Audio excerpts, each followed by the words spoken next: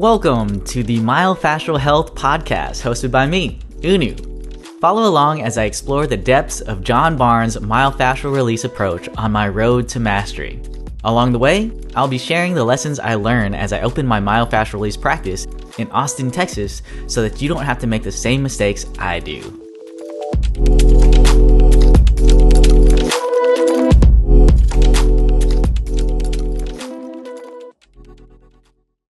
Welcome back to the Myofascial Health Podcast. Now, I'm joined here by a very special guest.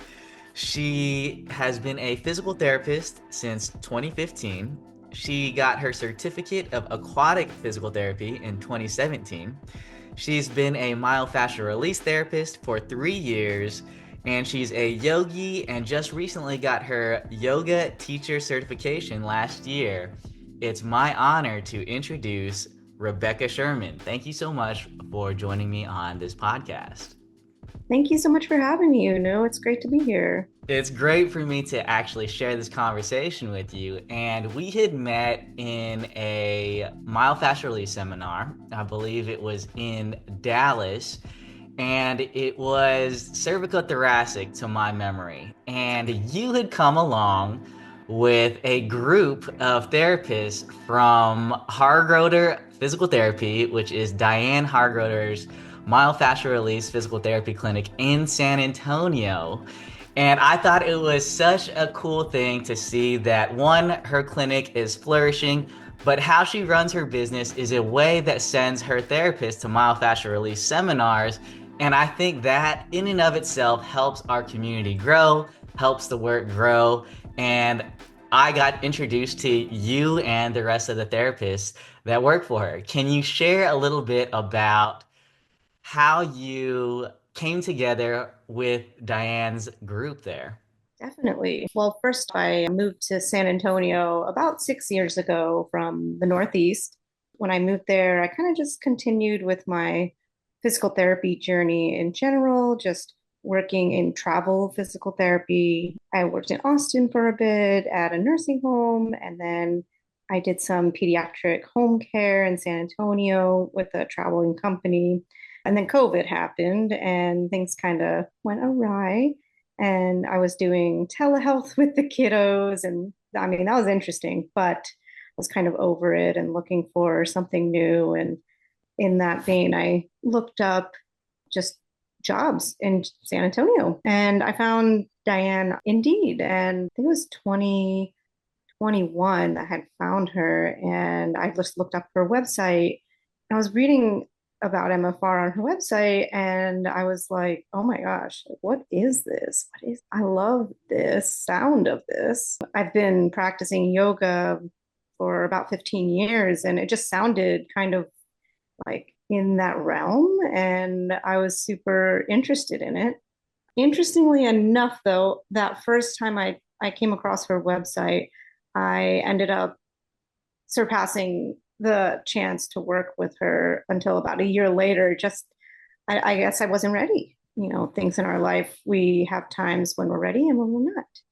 And so, anyhow, I waited about a year in that pediatric job. And then I think I was looking for a job again, and the Indeed popped up. And I was like, you know what? I need to check this out. Like, there is a reason this is popping up again. And so I called in and sent in my application, and that was that. And I can't talk highly enough of Fargroder and the team there. They're just amazing therapists. Diane is really a special person to be as a mentor and just a friend. Absolutely love her.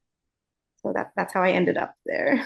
I share the same sentiments. I think Diane, has a big energy, a very big heart, and I can sense that despite her tiny appearance. But I think that she has also played a role in my life in guiding my journey into myofascial release.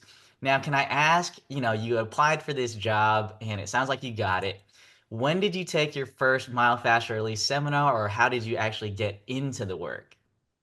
Yeah, so when I actually got into it after talking with Diane about starting the job there, and she gave me the opportunity to go to Sedona and take the vacation series of MFR1, 2, and Unwinding. And so I just took a leap of faith with this work and just learning more about it. And the fact that when she was able to support me on that journey in the beginning. And when I got there, I just fell in love.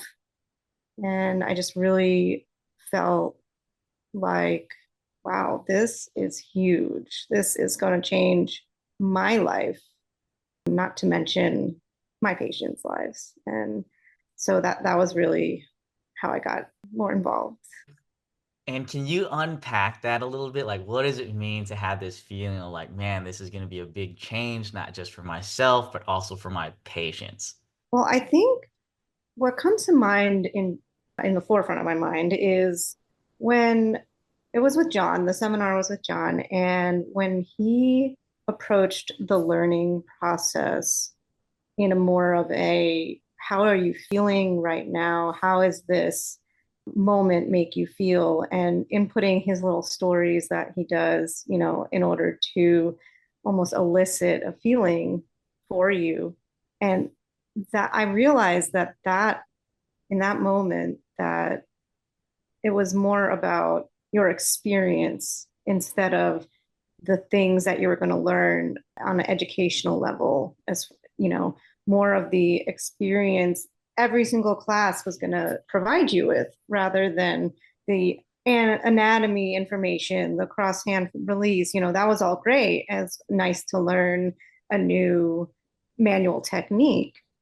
However, I think it was more the fact that I learned that each time you have a chance to learn, it's an experience that's entering your body, your mind, your spirit, and that's what you're going to put out into the world. I love that, and I share the same sentiments. I think something that's very different from John's myofascial release approach compared to maybe other continuing education courses is this experience that you're speaking about. And I remember early on in the seminars that I took, he had literally said that. He said, even though we're all here learning the same things about myofascial release, each person is going to have their own individual experience, and that allows it to be alive in a sense. And I think something that you're mentioning is something that John refers to as your feeling intelligence. We have all of this intellectual intelligence that we learn from school or books and things like that. But he says there's a deeper knowing, a feeling intelligence that we all have that we can tap into. And ultimately, once we learn how to feel these things, that then we're able to help others because we're not having to essentially come up with the right answer. He just says you can feel your intuition guide you, and that will lead you, which is a deeper form of intelligence that we all have access to, but a lot of us have unlearned, whether it's through school or society or parents or whatever. And it's about us letting go of these things so that we can tap into these gifts that we were kind of born with. Now, you had a very interesting introduction to myofascial release. You were mentored by someone who I greatly respect and revere. And then she kind of facilitated you going to Sedona. And if anyone has the opportunity to learn myofascial release specifically in Sedona, there is a special energy about that. I'm actually looking forward to going to Healing Seminar in February, where I just kind of know I'll have this opportunity to let go of these habits that I've unconsciously developed and be more present, be more alive, and tap into my feeling intelligence. Now, you learned this technique, then you took it back to San Antonio. I guess where are you at with your myofascial release journey right now? Yeah, so I took it back to San Antonio with Diane at Harp Rotor, and unfortunately, I had to leave San Antonio because of family. My boyfriend Jack, he got a job here in Newburgh, New York, and so I've moved on just a month ago, very recent. And so right now, I mean, when I was with Diane for the past 3 years, I've taken several different classes that continue to deepen my practice. And I've also at Heart Rotor, I did a self-treatment class twice a month with our patients and with anybody else who wanted to join, which is what was just an awesome time. I really enjoyed that. Really just deepening that experience and ability to facilitate the experience of self-treatment at home. That was one of the most fun things I did, I think, Heart Rotor. And anyway, so now that I've moved to New York, having that, I've always wanted to start my own business, but and initially I was thinking more of doing an aquatic based business because that was kind of my thing. I'm an Aquarius and I just love the water. And I did some aquatic work back in my early days of physical therapy and just really love facilitating that kind of work at the time. And I still do now. Anyway, I was wanting to, start my own business back then and, just never felt like I had the confidence to move forward with that and felt like I had the tools, which of course we did the whole time. I did the whole time. And now I'm really feeling that just inner drive to start something new for myself and to really share what I've learned and continue to grow with. And I have this new opportunity with this move. And so, yeah, I'm here in Newburgh, New York, and I'm hoping to start my own business one bit at a time. I think that's such a great transition period in your life. I think a lot of us will have these thoughts of, man, I feel like I'm ready for this next thing. And to appreciate those who have helped you along in your journey, I don't think anyone ever does it alone. But there comes a time in your life where you're like, okay, I need to do this next thing. Now, before we get into that, you had talked about enjoying this self-treatment tidbit that you got to be involved with. What was that about? Because I'll be honest, I don't do self-treatment as much. And I think it's because I don't tie this joy to it. It almost feels like a chore to me. So, can you help me understand the joy that you are talking about with self-treatment? Absolutely, yes. And so I can totally relate to what you're talking about as far as like it being a chore, another thing to do. As physical therapists, we continue to try and move our patients towards self-treatment in general, right? Because we want them to be independent and we want them to be able to feel empowered to work on themselves and to provide self-care for themselves. The thing I really loved about teaching the self-treatment class was the feeling that the patients had. The patients afterwards, it really resonated with them that this was an experience based class, kind of as I explained earlier, with that feeling intelligence that you mentioned, that John mentions quite often. And I felt that it gave the patients this space for them to finally enjoy feeling.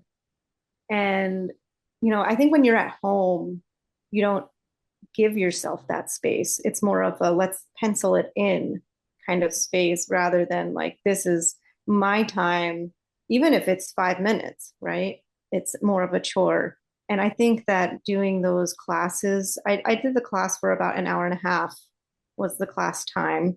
And I think that it empowered the patients to really feel their bodies and the way that they felt afterwards. I got feedback from them in our, one-on-one sessions.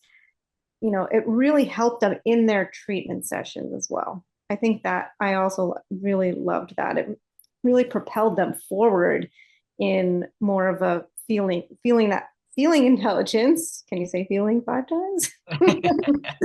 And it helps with their ability to get in touch with their bodies during the treatment, you know. And I could also kind of pedal off of, oh, well, we worked on your psoas, in this class. Do remember with your mind's eye how that made you feel? And then feel now. So that connection was just, I felt really helpful for both myself and the patients. And so you would say that you did this self-treatment class, and let's say for this example, because you just mentioned the psoas, and you do like a psoas release, like with a ball maybe. Then you're saying, then when you were able to work with them with the hands-on portion of myofascial release, you would get them to reconnect with that psoas and then feel and remember and facilitate that process. Is that correct? Yeah, yeah, exactly. And I wouldn't go into the session saying, okay, well, we worked on the SOA, so we're going to work on it today.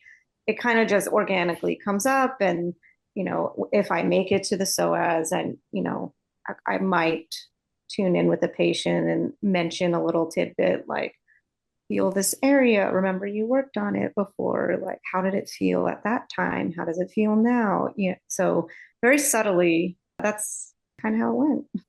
Yeah, so I think it's important to mention because I think you felt guided in that direction, not to say that this was the plan. And something with myofascial release is there's no formula or protocols. And something that John always mentions is if you know what you're going to do before the patient comes into the room, then you don't know what you're doing, right? It's something that happens in the moment. It's got to be this pure, present, and centered space for then the intuition to guide you. But if you have, hey, they're in here for a shoulder, so I'm gonna do X, Y, and Z, and da da da da. You might miss that there's another connection where, hey, it could be their hips that are affecting their shoulder. And it only comes to you if you have a clear headspace to allow those things to reveal themselves. And then once they reveal themselves, then you can add your tidbit. And I just want to remind everyone to make sure that you come into the room with a clean slate. You don't want to have a bias that often can lead us astray. Now, thank you for sharing that. And I think something that I can learn from that is you talked about facilitating this feeling that you wanted in this beginning. So let's say for me, I want to feel present in my body or joy. And then working backwards versus saying, hey, I have this thing that I'm supposed to do, and then it feels more like a chore. And then every time I do the self-treatment, I do feel better. And I think it's remembering that, but it's the getting me to do that that I often fight myself with.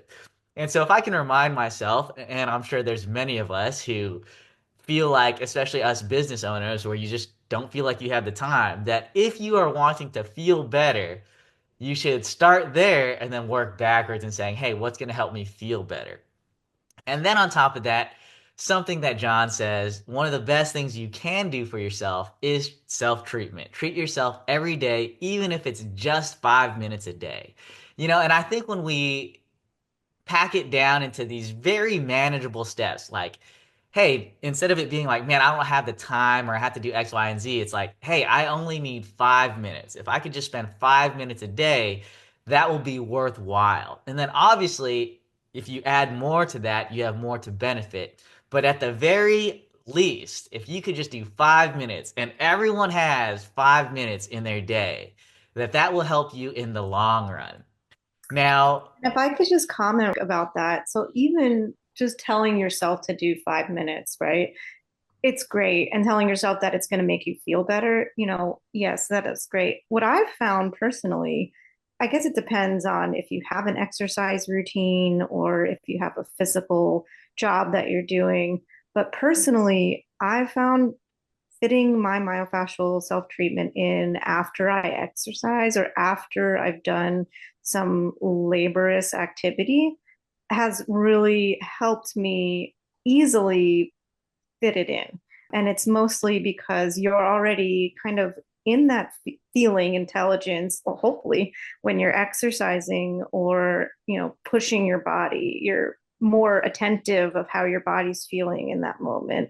And then, doing a post self treatment can help you guide you to relax that fascia after that strenuous activity. I think that's a super easy way to kind of fit it in without feeling like, again, oh, I have to do this, right?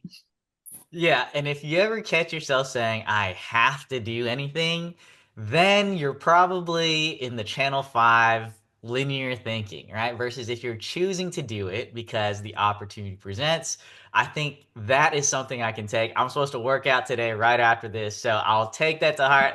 I'll be feeling in my body, and then I'll do the releases and myofascial release after. Thank you. So to continue on, now you're in New York. You've had these thoughts that you want to start your own business and myofascial release practice. I guess what fears come up with you when you are embarking on this next chapter? So, I think I've done quite a lot of work these past 3 years on my fears in general. So, I'll be quite honest with you. The most fear that I have is the financial implications of starting the own business, which I think most people can resonate with. And so, it's more of how much money am I letting go of that I might need for expenses, student loan payments to grow my financial portfolio. And I think that's my biggest fear is that the patients won't come. I know they'll come. There's pain everywhere. And a lot of people know about this treatment. And once they see it, they're going to love it. So I know that it's going to grow. And I have that feeling. I think it's mostly just what am I spending my money on to make the most of the beginnings of this? Yeah. Absolutely. And I think I remember starting my practice in the very beginning, and you don't know. There's a lot of uncertainty. And part of it, I think what you're mentioning is the financial portion of that. And in the beginning, I would say you're doing kind of the bootstrapped version of it. It's like you're trying to use the least amount of expenses.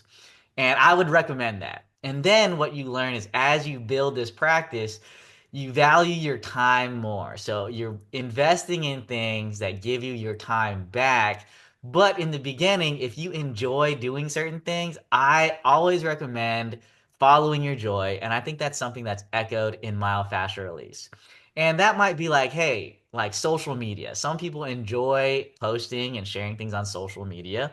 And I know that I took a lot of joy in creating these posts in the beginning.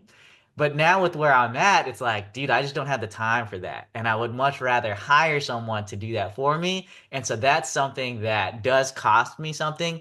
But now with where I'm at in my journey, I say it's well worth it. Now, with you being in the beginning, what are some questions you have about the financial portion of the very beginnings of starting your practice? I think I wanted to start, as you said, bare bones, right? So I don't know if I have questions about the financial portion.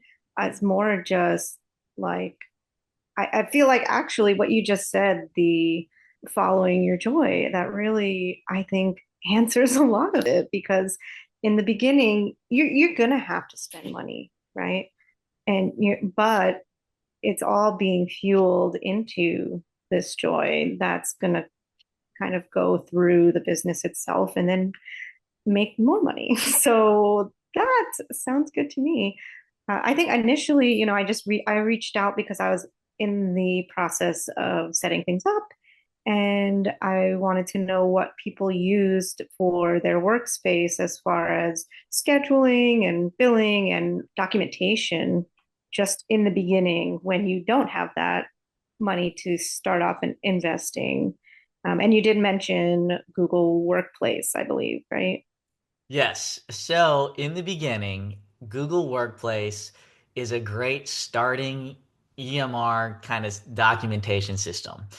The thing that you do have to sign up for is the BAA agreement. And that just means that you're part of the business side of it so they can keep it HIPAA compliant, right? So it's not just you signing up for a free Gmail account, it's actually you signing up for a business account. And I think there's a starter one that's maybe like $6 a month. And then there's a more expensive one that I think is just $12. But it has to do with keeping all of your privacy stuff intact and then the amount of storage you can have online. I still use Google Workplace for a lot of my stuff, but I've now transitioned to a different EMR service. And so just know that these decisions that you're making in the beginning, I think a lot of times people will make it a bigger thing than it actually is. All you need to do is get started. And then once you outgrow it, and that could be in a month or maybe a year or even a few years, that you can always change it. But I think sometimes at least for me, I've gotten the fear of like, man, once I make this decision, then it has to be good and I'm going to be stuck with this. And it's like, it doesn't have to be any of that. It's just, hey, what can you do to get started? And I would say anyone who's getting started would say, hey, Google Workplace, that's number one for your EMR. Easy way to document, and it's HIPAA compliant with the business account. Any other questions on that front? No, and honestly, you're so right about just getting started because I think we easily get bogged down. But anyway, I you could just YouTube how to get started on Google Workplace, and there's people out there that will walk you right through it, take your hand. So I think, yeah, just getting started is a great thing to share with people. And that's often a bigger step that people will put too much pressure on. And so I think you're absolutely right, right? Like YouTube is such a great resource because there's so many tutorials on how to get started with X, Y, and Z. And I think people have the fear of the uncertainty or just not knowing how, but just like anything else, it's learning a new skill. And it actually makes it very simple because Google will pay a lot of money for them to develop the user interface and things like that so that's easy. I just know that for me, I was so impatient that I wanted things up and running and me learning the process. If I could give my younger self some advice, it would just be like, hey, be patient with it. That is huge. And of course, life reflects MFR, right? It's about the process of chipping away at your fascia. It's not gonna, you're not gonna get all the answers in one session, right? You have to chip away and have the experience of learning and going your body and going through that process. And I think, starting a business is not too different. You got it. And it's a journey. I think something that I reflected on yesterday in the new year was that, if you get success fast, and don't get me wrong, I'm sure that's right for some people, but I know for me, if I got success fast, it would build up my ego. But if I get success slow, then it builds my character. And I know that for me, it is better to build my character than my ego. And so those things that take us longer than we would have thought is totally fine. I would just say, hey, be graceful with yourself, don't take it too hard on yourself. And just like you mentioned, it's gonna take some time. It's a journey. And as long as you're taking steps forward, then at some point, just like you said, you're just chipping away at the fascia small at a time. There'll be a point where you look back and you're like, oh man, I carved this really beautiful monument, or for me, I actually took these bigger steps. Something that I would recommend is that a lot of times what can happen, especially in the beginning, is you get something that I call analysis paralysis. And that's when you want to pick something, and so you're weighing all these different options and you're trying to figure out, hey, is this going to work for me because this software does this or this other one does that.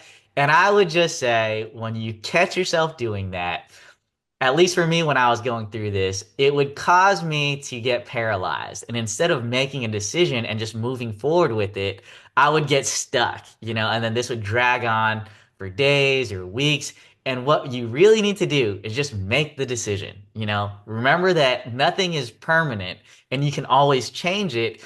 But the thing is that keeps you stuck is you're getting distracted, and then new things will come up and then you'll go through that process. I would recommend doing some sort of mindful practice. I think sometimes for me, when I'm having to weigh the pros and cons of X, Y, and Z, and I get stuck in my head, that it often makes things worse because I'm just in my head going through all these different scenarios.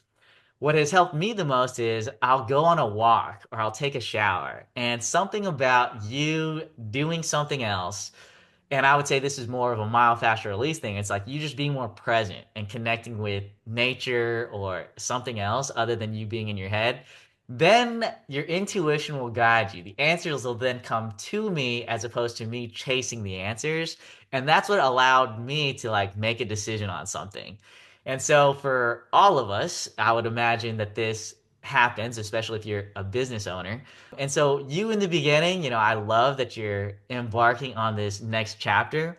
I wish you all the best, but yes, follow your joy. That seems like it's very simple to do, but it's easy to get off track with that. Yeah, do you have any other questions, I guess, or concerns? No, I really think, sometimes you hear a bit of like, oh, follow your joy. And, it might sound like rudimentary in the moment, but I think that if you apply it to different situations in that moment, it will resonate with you more if it doesn't already now. So when you said that, I think that's going to really help me on this new journey. I really appreciate that a lot. I wouldn't take credit for that. We learned that in Myofascial release. That's So true. many people say that, but I'm glad that when I said that, you got something that maybe you didn't have before. See, you Um, never know. It's all about the time, the moment, and the place of that you're going to have an experience, and you just never know. You got it. And it's all in what I would say is God's timing. Now, I will say that at some point, one of the wisest investments you can make in yourself and your business is business coaching. There is value, just like when you got mentored by Diane, to have someone who's gone along that process and can say, hey, this is where you're on track. Hey, you're veering off track here. Let's get you back on track. Now, in the beginning, I did things by myself, but I know that having different coaches has allowed me to progress and just avoid a lot of pitfalls. And I'll say right now, I am part of Heather Hamill's business coaching program for myofascial release therapists. And I will say that even though I've been in business for going on 6 years now, that just being part of her business coaching has helped me confront parts of myself that have now allowed me to grow. And I can see how that has reflected in my business. Now, in the beginning, you're just getting things started, things like that. And it might not be as necessary this early on, especially if you're just kind of going through the process of, hey, I need to just get my EMR software, this, that, and the other up. I will say that people will share their experiences or what they're using in this coaching program. But at some point, and now that I've gone through her coaching program for almost half a year now, that I will say, hey, that would be a great start, or even if you've started, a great way to refine maybe some of your processes. I do give her my stamp of approval because I'm going through her coaching process. And something that I think that she echoes is, a lot of times people will lay out this map and say, hey, you got to do X, Y, and Z. And yes, those things have to happen. But it's more about this inner journey that you go through to become the person who knows how to run a successful practice that you do have to work on.